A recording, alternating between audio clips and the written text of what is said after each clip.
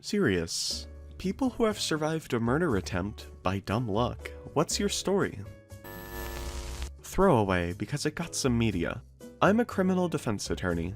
I was representing this guy that had embezzled almost $500,000 from his business partner. He was looking down the barrel at several years in prison, a bunch of his assets had been seized by the government, was being sued by multiple creditors for north of $2 million, and was in the midst of an ugly divorce and wasn't allowed to see his kids. I was one of 3 lawyers he had: criminal, civil, and divorce. He was drinking a lot and using coke. I used to get this incoherent phone calls in the middle of the night that ranged from threats to crying. He came to my office one day and asked for me, but I was in court. My secretary said he was perfectly civil. He then went to his divorce lawyer's office and shot him to death. Got stopped by the police a short distance away and was wounded in a shootout. He would later tell the cops that he had come to my office to shoot me that day, and also planned to shoot his civil attorney. Thank God for my nosy neighbors. I always used to hate how nosy they were, until this happened. When I was about 10, I was riding my bike outside. My parents always let me ride my bike outside during the summer, but only up and down the street we were on. One day, a man in a van was parked across the street. He called to me, asking if I had seen his dog and could help him find it. Me, being a dumb child, offered to help him find it, and I started walking towards his van. My neighbor, an older white lady, came bolting out of her house, hooting and yelling, telling the guy to back off. The dude got back in his car in a hurry and took off, and it wasn't until many years later that I realized how bad that situation could have been. I have a friend who had a party at his parents' house when he was in high school that a ton of random people went to. He got super drunk during the party and went upstairs to go to sleep, knowing that his friends would watch the party for him.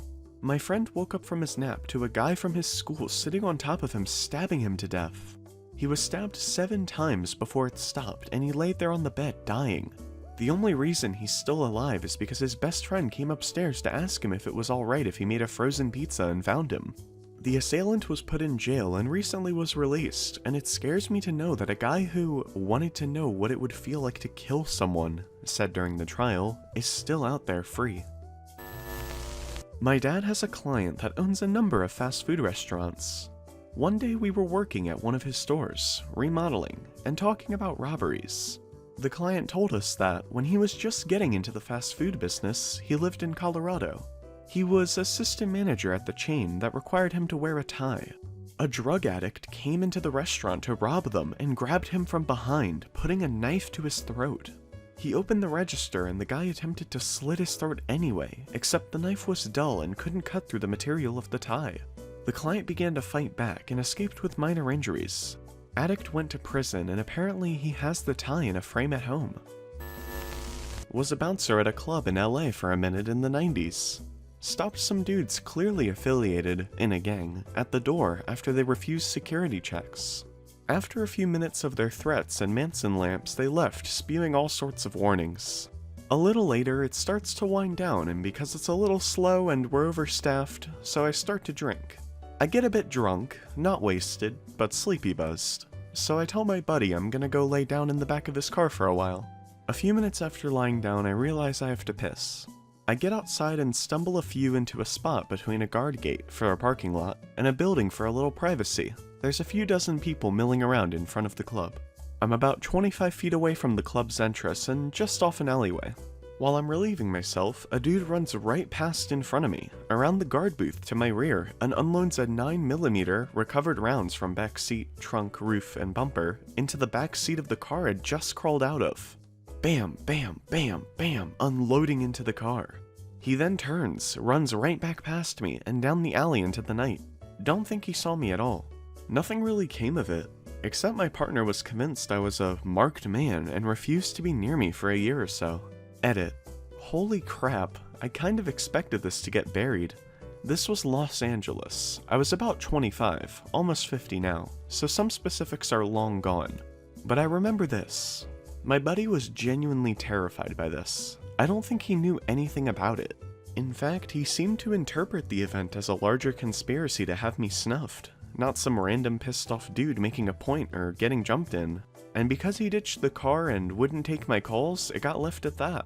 For those concerned with the car, It was like a 1980s rusted out sedan, maybe a $500 car. Details about the slugs and number of rounds fired were relayed to me later by third parties. My friend and I were known in the neighborhood, people were talking about it. Thank you for the well wishes. Honestly though, this wasn't even the first time I was shot at. It's been a long, strange trip. Edit 2. Also, I tried to argue later that it's just as likely the guy was shooting at someone else across the street and that the car just got in the way. But there were holes all through that thing. Back seat had 4/5, another 2/3 went into the back window and ended up in the backs of the front seats, another 2/3 rounds went right into the trunk. I honestly don't know if he was a terrible shot or if he hit right what he was aiming for. Apologies if I'm doing this wrong, I suck at Reddit.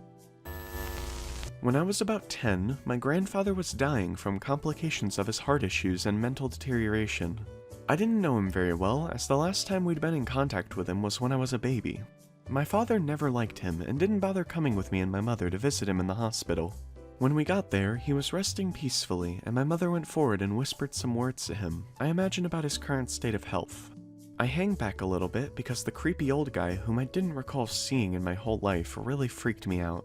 Regardless of my anxiety, my mom said I should approach Grandpa and share some nice words with him. I understand how sad my mother was that I shouldn't argue too much, so I approached his hospital bed to speak to him. He didn't seem conscious at all, so I just did what my mother did, leaning forward and just whisper some nice things to him. Things took a turn when, mid-sentence, his eyes flare open and he stares at me, making me stop what I'm saying. My heart dropped into my ass when he looked at me because it was pure hatred in his eyes. As soon as we made eye contact, he bolted upright from his bed and wrapped his hands around my neck and started throttling me as hard as he could. I barely even remember what happened, but my mom was screaming for a nurse, and Grandpa kept yelling at me while shaking my neck violently. Fucking betrayal, you betray me! And then he died. Almost as fast as it began, it was over. His grip loosened and he flatlined. My mother was inconsolable, and I was extremely confused and crying out of sheer trauma at the situation. Later, after we managed to calm down, a nurse explained to my mother that his severe dementia had left him barely coherent and it was likely that he had thought I was someone else. I didn't learn this until several years later, but my mother suspected my grandfather saw my father in me. My father was an alcoholic womanizer and fairly abusive in my earlier childhood, and my grandfather resented him for it. I guess I look a little too much like my dad. I was abducted at a gas station during undergrad. The locks on my car were broken, and as soon as I got back in, a strange man came in and forced me to drive him to an ATM. I am paralyzed with fear, so any sense of reason I had went out the window. He claimed he worked for Wendy's, and for my generosity, he would give me all the Wendy's I ever wanted. On the way to the ATM, he showed me pictures of his daughters, on his clearly stolen cell phone. Then a Whitney Houston song came on the radio and he starts bawling his eyes out and screaming, "Why do all the good people have to die? Only bad things should happen to bad people." I go to the ATM, take out cash, give it to him, thinking it's over. He then makes me get back in the car and drive him somewhere else. We pass by some train tracks and I'm thinking this is it. This is where I'll be murdered. He asks me what I'm studying in school and I tell him biochemistry. I believe in jet propulsion and all that shit. We are not alone, aliens are among us. He then makes me pull over at a gas station, and he tells me, "Drive away, sweetheart." I call the cops, had to do a lineup. Apparently this dude had done this to a ton of other women, and some were less unscathed than I was. Mine's not extreme by any chance, but a couple of years ago, my brother and I went to walk the dog at like 11 p.m. We left through the side gate, live on a corner. And right as we exit, I see this weird looking dude at the corner of the footpath walking weirdly towards us. Got bad vibes and told my brother to get the dog and get back inside. This dude is walking kind of side on and hiding something in his hand behind his back. As I'm getting my brother through the gate, the dude says something like, "Oi mate, can I come in? I need a blanket, I'm freezing." I just ignored him and went inside and locked the door. We then get a call from the people who live 2 doors up. The same dude knocked on their door and their 10-year-old son opened it to see the dude holding a fucking hatchet. Anyway, I'm glad I went with my gut on that one.